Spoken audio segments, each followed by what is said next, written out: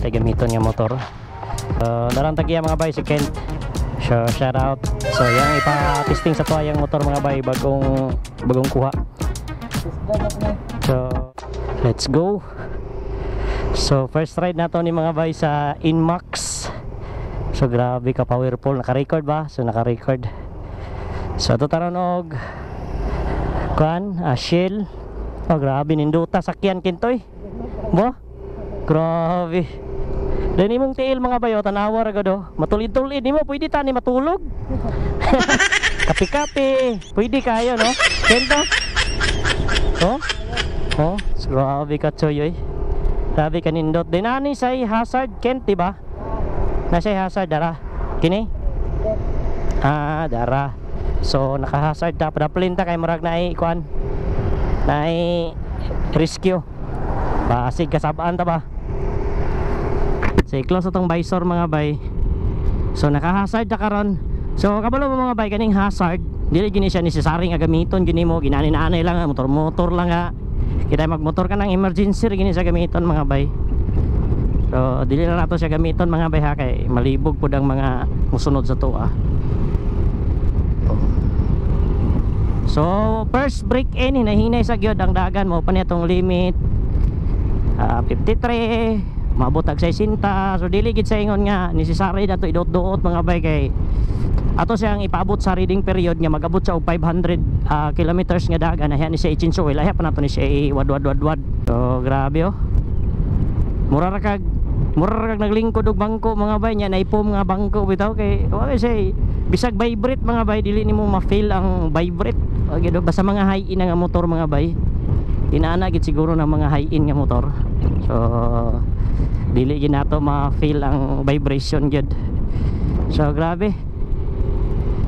Naka-try naman ko rides og Inmax version 2 man ata to. Di ko sure kung kaning bag-o ron unsa ni nga klase nga version. Yo pilita kay brake oy. Oh, grabe gamay ra gyud na akong brake mga bay, hawi dayon. Grabe. Oh, sus. Gagmay ra sa tiktos mga bay. So naka-ABS na po din siya. So may naka-need the best ani. Sumurag ba siguro na nga version ang daan mga bay oh. Dili bago din niya punto ko na drivean. So dirita sa Shell mga bay. So nagpatod ra ko ni Kent mga bay para ma-vlog po na ako ihang motor. So dirita. So lami kay siya itabok mga bay. Tanawar ko daw. So power. So ato ni ron tiwas og vlog karon dira mga bay. Oh, grabe ka power.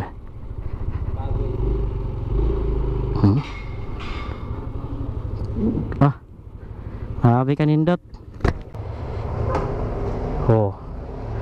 So nasa kill switch mga. So, kaning version sa Inmax mga bay, kani siya keyless, then kung imo siyang i-lock, so i-long press nimo siya. So naka-lock na to. So pag i-open nimo siya, isa lang kapindot. Long press di gyapon pagpabalik. Pindot di ka guys, so pwede na nimo siya kubian mga bay. So pwede na nimo siya ibutang da. Okay, iduot lang nimo siya gamay. Tara. So kung diya sa naka-sit mga bay, nakabutang sa fuel, so pag pinduton nimo gawas ang balitaklob sa fuel. Pag gusto pug ka sa bangko, basta diri nga portion mga bay mo ni siya ipasabot nga pwede nimo siya magamit ning duha. So maupin nimo ang bangko. So ang taluag sa bangko mga bay kay murag ang helmet among gitistingan dili kay siya ma-tryan og full face nga helmet. So half face siguro ni Kent no pwede. Half face no. Small. Small no. So na nakadako ang box toolbox sa Inmax 155. So pag gusto ka nga gamiton na nimo ang motor, gusto na nimo isindihan ang makina, so lubag lang kag ikaduha mga bay. So magawas na din ang mga tao diri sa panel gauge. Mga kuan niya, ihang mga kagamitan unsay naa diri. So kini nga side mo ni ang bali sa iyahang settings para diri kubi-kubian nimo. So ipakita nako sa inyo ha, kubi-kubian ako. So murag against the light man to diri mga bay sa atong ituyok. So dere ang mga muni hang abali indicator sa fuel kani sa radiator kung normal ba siya or dili normal. So yung ABS ni siga ni Kent kay wagi pandar.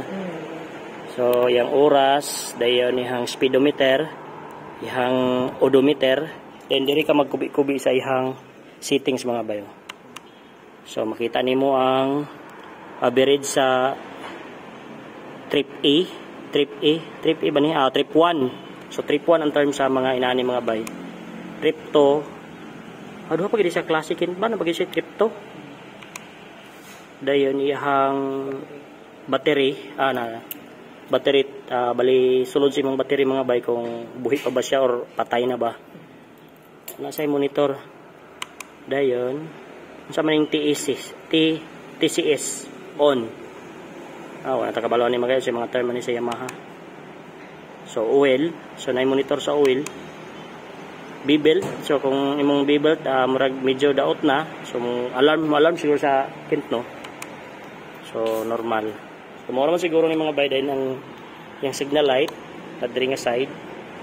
So makita nimo na diri sa kilid yung signal light mga bayo. Dayon, yung headlight ani Kent naka-on ba, nakasindi daan. So yung nakasindi daan yung headlight. Dahil nasa hazard mga bay. So diri lang imo i-on ang hazard mga bayo. Hazard na siya. Nindot sa panahon mga bayo nga naka-hazard. Hazard. Yan yung naka-nindot ani mga bay, pwede ka maka-ilis-ilis ani ihang visor. So gusto nimo patasan gamay or sabay mong diskarte, so ikaw na bahala ni. So kung mag-start ka sa makina ni mga bay, so dapat nakakumot ka o brake either sa atras or sa abante. So parehas lakin, di ba? Matic. So hilom kay andar mga bay din. Ako nalimtan mga bay na di say pwede di ka mag-charge diri oh. Palit lang ka tong pang-charge diha nga pang iyaha gyud. Paslak na nimo diha maka-charge sa kag cellphone. Dayon. Ano secret nga U-box ya? In case og kanang in case nga mahutdan ni sa battery. Dili na nimo siya magamit, no? Ano ito batik kung inyong ganyan? Ano ito batik ba? Diya siya nga side. Ano purpose ano sa U-box niya? Sumurag na sa ilalom gurukin. Murag na diri kinto. Asa ka secret ani. Murag na diri yo. Dara. Ara. Na raw. Mo ba ni? Dara kinto gitabunan. Dara. So secret niya mga bay nga i-open nimo ang bali ang U-box, no? Dara mga bayo. Diri gitabunan mga bayo na raw. Ito ara. Kita ni do. So na sa mga bay. Ila ka to balik na mabuhay. Kaya nalak ko sa. Ang bangko mga bay mo yung iganahan yung bangko lami kay lingkuran. So bantayanan kini siya nga magbutang-butang kag iabit si ang bulsa mga bay sa likod niya mo lingkod din ka ani. Tabas gini. So naka water cold din siya. Dayon yang ligid ani mga bay 13 size sa likod ani kay 13 now. 130 by 70 ang size. Ang abante ni medyo parehar ba? Sa abante mga bay 110 by 70. So 13 parehas lang mga bay 13 na day gyapon ang size ning mga Inmax.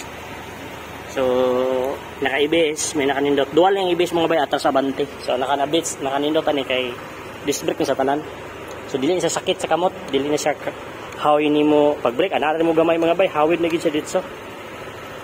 So murag mao man siguro ang ato ang nakaran ni mga bay nakita aning Inmax 155 nga bago. So naka dual shock suspension siya mga bay. Dual na siya. Power kay mga bay. So naka LED na ang atras. I-brake din Kent. So i-brake. Naka LED ang tanan Kent ba?